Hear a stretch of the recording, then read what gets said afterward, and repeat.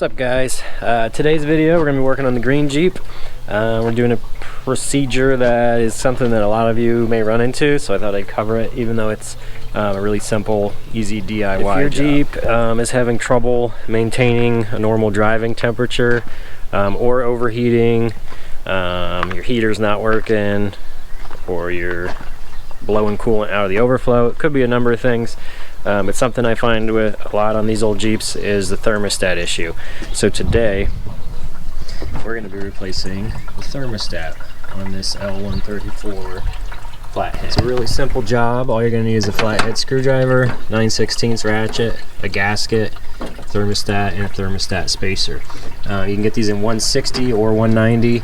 It's kind of personal preference, and also the climate where you run. This is a 160 or 71 degrees Celsius.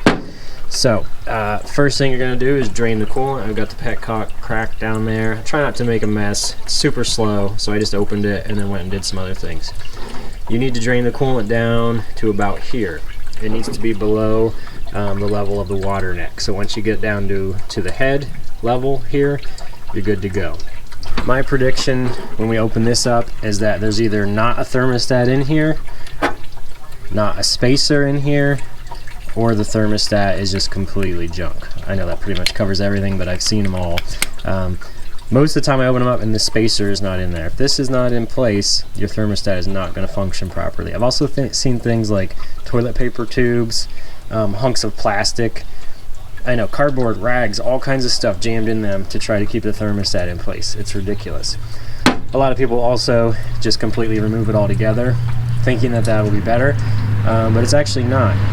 This is designed to help your radiator do its job. If it's not in there, it's cycling constantly, the water is not spending any time in the radiator, and you actually end up getting a heat sink going on because the air never fully gets to cool the water. That's what happens in the summer, and in the winter you just have no heat. I can run this thing up a hill for 10 minutes straight and it barely breaks 120 degrees because the cold air is just cooling down the whole engine. It's never keeping water in the engine long enough.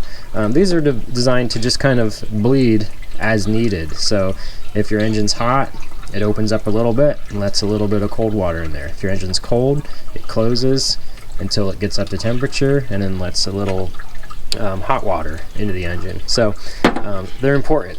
Don't delete them. Do the job right. All these parts together might cost 20 bucks. So we're going to tackle that today. Let's open this up and see what's inside. This is a super easy job. As long as your bolts in the head aren't rusted, this shouldn't take more than 10 minutes. And this is something you can do on the trail pretty easy. So often it doesn't hurt to keep a spare thermostat and gasket in your toolbox, because if you're out in the middle of nowhere and it sticks open or closed, could really mess up your day. So it's cheap insurance, but most of the time once you get the right one in there installed properly, you're not going to have any trouble. Also, if these hoses are stiff and old, that can really make it a challenge. This one doesn't feel too bad, so hopefully it comes off good. Channel locks often work really good, but just be careful you don't damage your hose. The radiator side spun loose just by hand. These are nice and straight. The water neck here looks pretty rusty, so sometimes this side, oh, that wasn't too bad. So get it nice and loose. I can see this rust dust. This hasn't been off in a while, but we're gonna get it broke free. It's still got a little bit more to drain. I see it dripping there, so I'm gonna wait a minute, let the level get down a little bit lower. Make sure you either remove your cap or break this hose loose. It will drain a lot faster, because otherwise you're creating a vacuum, and sometimes you'll open that valve and nothing will even come out. So take the cap off. It's like popping the little tab on the top of your gas can. It helps it flow out better. All right, I think the coolant's finally getting down there.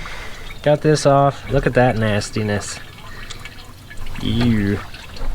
Once you get the hose off, you just have 3 bolts up top here. I strongly encourage you to spray something on these. Also, maybe run your engine, get it hot, and let it cool down right before you do this. If you snap these off, it absolutely sucks, and you end up having to extract those broken bolts, and if you can't get them, you end up having to pull the head and either do it yourself or take it to a machine shop. I soaked these for about 3 days and came out the other night and broke them loose just to see what we'd get into, because I have no idea when this engine was apart last, so that's why they came out so easy. They turned pretty hard the first time.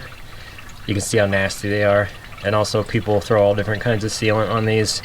Sometimes it glues them in there, so be careful. You don't want to break them off. Another trick I do is I'll come out here and I'll take the top of this socket and just whack it with a hammer really hard. Not hard enough to crack the head, but shocking that bolt sometimes breaks whatever kind of adhesion it has in there loose. And that can make a big difference. Also, when you're taking it loose, move it a little bit to the loose direction and then back tight. Don't just crank on it, and definitely don't use an impact on these.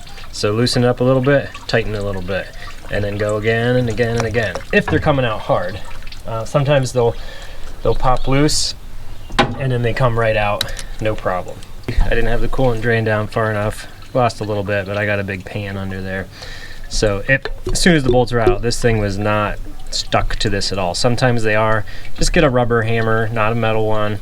Don't stick a pry bar in here and pop up. These, you can see how rusted and brittle this is. It's already missing a piece. So don't hit this part, and don't stick a screwdriver in there and pry on it. Tap here on this bigger part with a rubber hammer. Also, don't drive a screwdriver between the head and the water neck. You can scratch and mar that surface up, and you'll have some issues. We have water in the spark plug holes here. Don't worry. What I'll do when I'm done is I'll take a hose and spray that off. Don't take compressed air and blow this, because you'll blow coolant everywhere, and as you know, coolant doesn't evaporate the same as water. So I'll rinse this down good with a hose, and then we'll run it and it'll evaporate. These head designs, I've always thought, are really silly.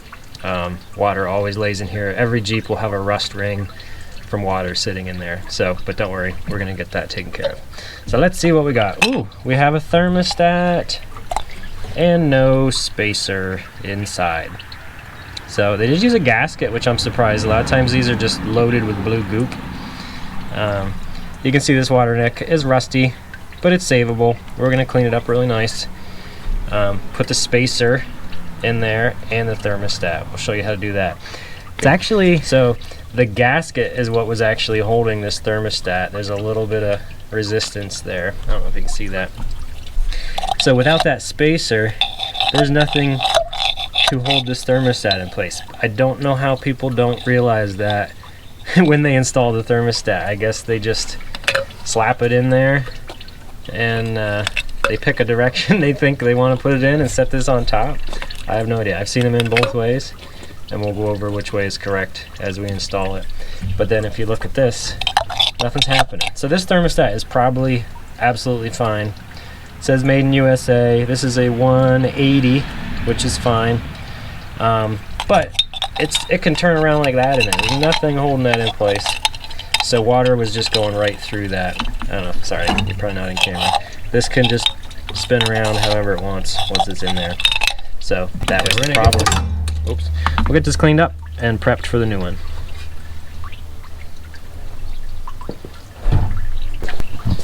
We are ready to reinstall the thermostat. You want this surface to be perfectly clean.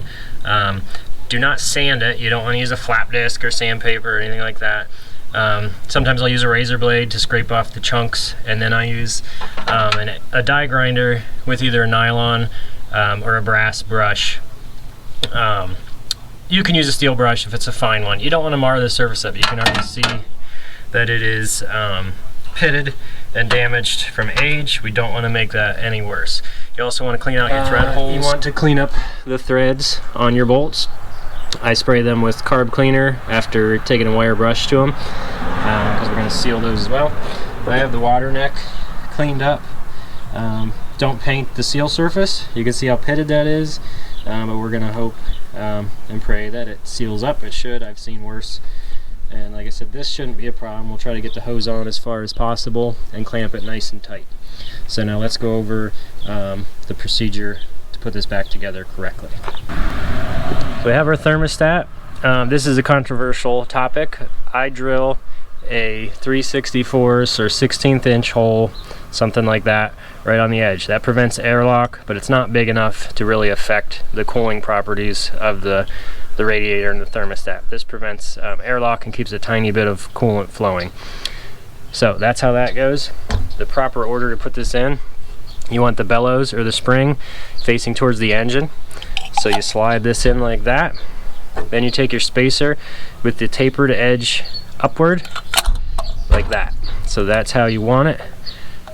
You can see that protrudes a little bit, and that crushes this tapered area and acts like a spring to keep that in place. So you can see how if that wasn't there, gravity and water flow will move that around. So you need that spacer in there. They're $5. Do it right. I just do a tiny layer of sealant where the seal will ride. You can put it on the seal itself or on the head. We're not talking a lot. You don't want it like squishing out and getting inside your coolant system, but we want to try to fill those imperfections. Do not use just a regular cheapo blue RTV. You want to use coolant safe. They actually have thermostat and coolant safe sealer, and like I said, super fine thin layer. It's kind of hard for me to show you this, but then I'm going to do the gasket, set it on, and make sure your holes line up. These are a very simple gasket, and so I can't remember if they go one way or not.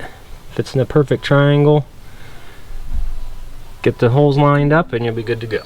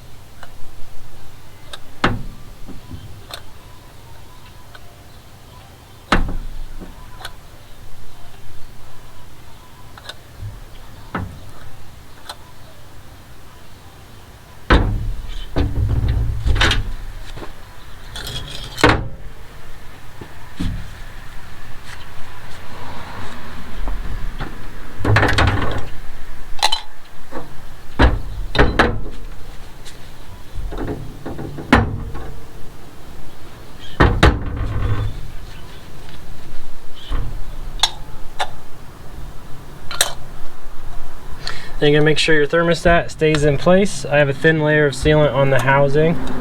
You kind of gotta hold it as you plop it down on there. Line your gasket up. Make sure your outlet, obviously, you want it pointing towards your radiator. If you have to purchase a new water neck, make sure you get the right one for your Jeep, because some of them, for industrial applications and other things, they point a different direction, so make sure you get the right one.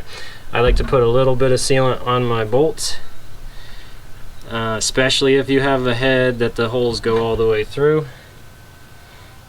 This one won't be as critical, and we're still using that same coolant safe sealant, thread sealant, or gasket maker. Fish your little bolts down in there. We are almost done.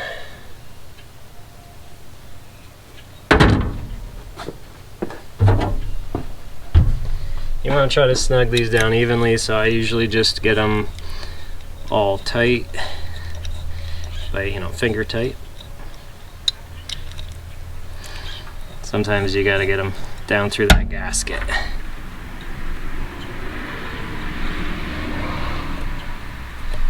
Once you get them all started, Whenever I work on these, I just appreciate so much the simplicity.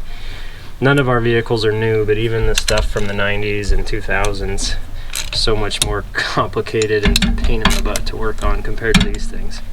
So if you want to get into mechanics, find yourself a really old vehicle to start on. So much easier.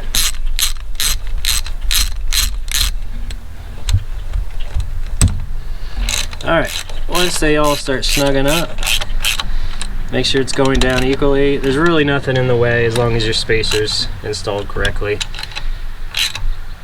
So I just kind of go from one to the other. There is a torque value on these. I think it's 22 pounds or somewhere in there, 22 foot-pounds. Once you've been at this for a while, you kind of know how tight it should be. But if you want to get a torque wrench out, that'd be great. 22 foot-pounds. You don't want to snap them off, and you don't want to strip out your head.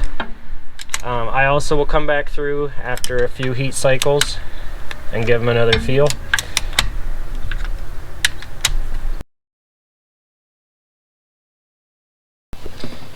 Once you have everything all snugged up, you're just going to refill it with good, proper coolant. It's that easy. Fired it up. It's completely cold. We're going to let it run for a while and see what it gets up to. It should get up to 160 degrees, then start opening up. Before, we couldn't get above maybe 120 no matter what kind of driving we were doing, so we'll see soon if it works. We're all done working on it, taking it out on a test drive. Temperature is good, hanging out right around 160. So before, when I was running it, it wouldn't even get above, you know, it's between 100 and 140, and now it's sitting right there. So if you're having temperature issues in your Jeep, check out the thermostat. It's a super common but overlooked problem in these old Jeeps. So that's it for today. Thanks for watching. If you have any other stuff you want to see on my channel, let me know. Anything that you're working on that you have questions about, I might not have the answer, but I'll give it a shot. So thanks for watching, and enjoy the spring weather. Get out and work on your stuff. I'll talk to you later.